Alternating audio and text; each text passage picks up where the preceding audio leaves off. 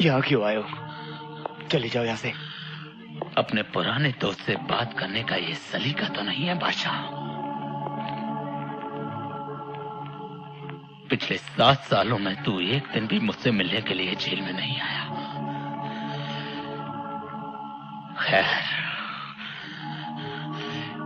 एक शरीफ आदमी दूसरे शरीफ आदमी को भूल सकता है,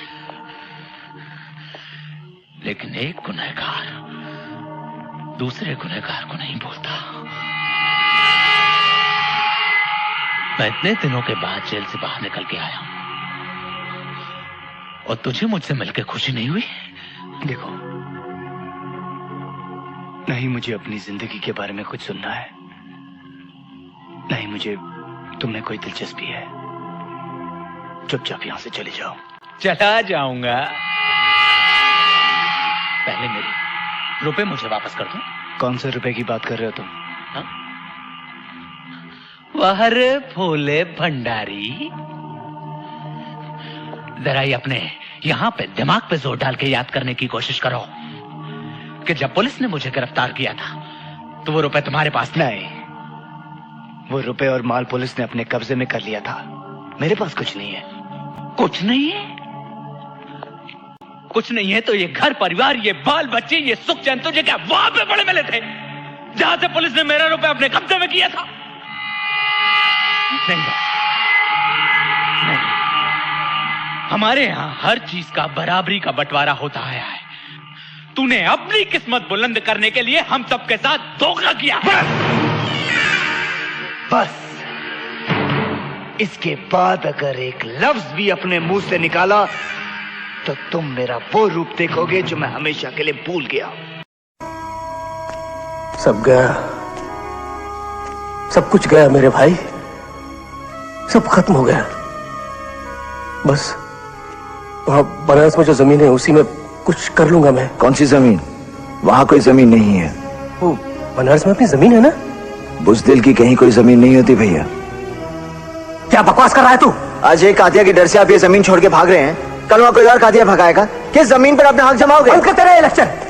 अरे तू मुझे सिखा रहा है? अरे मैंने इसी चौराहे के बीचों बीच आतंक देखा है, भोगा है मैंने उसे।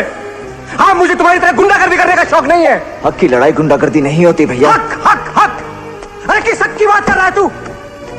अरे दीमक चाट गई उस शब्द को इन किताबों में। अरे बकवास है काशी, ये इंसाफ, अधिकार, हक सब बकवास है। यहां तो मेरे भाई सिर्फ एक बात चलती है, जिसकी लाठी उसकी भैंस। हाँ, जिसकी लाठी उसकी भैंस। ये तो अच्छा हुआ भैया कि कातिया की नजर आपकी दुकान पर पड़ी, आपकी पत्नी पर नहीं, नहीं तो उसे भी छोड़ के चले जाते आप। तुम्हें शर्म नहीं आती इस तरह की बात करते हुए? वो मेरी पत्नी है, हमारे घर की इज्जत है, तुम्हारी भाभी है। मुझसे कोर्ट में उलझने से बेहतर यही होगा गोविंद कि मामले को बाहर ही रफा दफा कर देते हैं। तुम तो जानते ही हो कि इंद्रजीत चड्ढा कभी शिकस्त नहीं खाता। चड्ढा, तूने कभी बच्चों को बिजली की तार से पतंग उतारते हुए देखा है क्या? कुछ तारें ऐसी होती हैं जिसमें से उलझी हुई पतंग बच्चे भी उतार लाते हैं। ये और बात है, दामिनी के केस को छेड़कर जो तार तूने छू लिया है, बिजली का वो झटका लगेगा कि तू झटकना भूल जाएगा। रस्सी जल गई पर बल नहीं गया। गुप्ता 4 लाख देने को तैयार है एक छोकरी की इज्जत के लिए। ये रकम बहुत है। बहुत तरक्की कर ली चड्ढा, कानून की दलाली से इज्जत की नीलामी तक आ गए। इस पेशे को भड़वागिरी कहते हैं। गोविंद, चिल्ला मत, नहीं तो ये केस यही रफा दफा कर दूंगा। ना तारीख ना सुनवाई, सीधा इंसाफ, वो भी ताबड़तोड़। चड्ढा, समझाओ इसे, समझाओ। ऐसे खिलौने बाजार में बहुत बिकते हैं, मगर इसे खेलने के लिए जो जिगर चाहिए ना, वो दुनिया के किसी बाजार में नहीं बिकता। मर्द उसे लेकर पैदा होता है। इस सब का जवाब कल अदालत में दूंगा। और हां, अगर अदालत में तूने कोई बदतमीजी की तो वही मारूंगा। जज ऑर्डर करता रहेगा और तू पिटता रहेगा।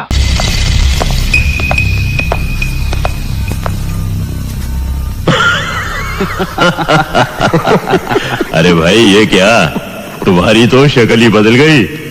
सिर्फ शक्ल ही नहीं चौधरी साहब, इसके इरादे भी बदल गए हैं। ये कहता है अब हमारे साथ काम नहीं करेगा। क्यों भाई, क्या बात है करण? अगर कोई पैसे की बात। पैसों की बात नहीं है चौधरी साहब, बस मन से उठ गया इन सब चीजों से। इज्जत की जिंदगी जीना चाहता हूं, अपना घर बसाना चाहता हूं। यह तो और भी खुशी की बात है। धूमधाम से शादी करो, घर बसाओ, और सुनो, जिंदगी में कभी भी किसी चीज की जरूरत पड़े तो मेरे पास आना। चौधरी साहब, अब किसी भी चीज की जरूरत नहीं, सब कुछ मिल गया मुझे। मेरा आशीर्वाद तेरे साथ है।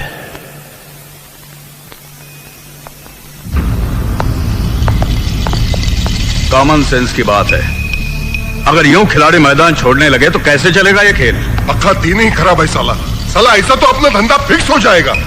शांत गोवर्धन, शांत। ये सब गंदी नाली के कीड़े हैं। बरसात आती है तो उसके साफ पानी में अपने आप को गंगा नहाया हुआ समझते हैं। शायद ये भूल जाते हैं कि समाज में इनके लिए कोई जगह नहीं है।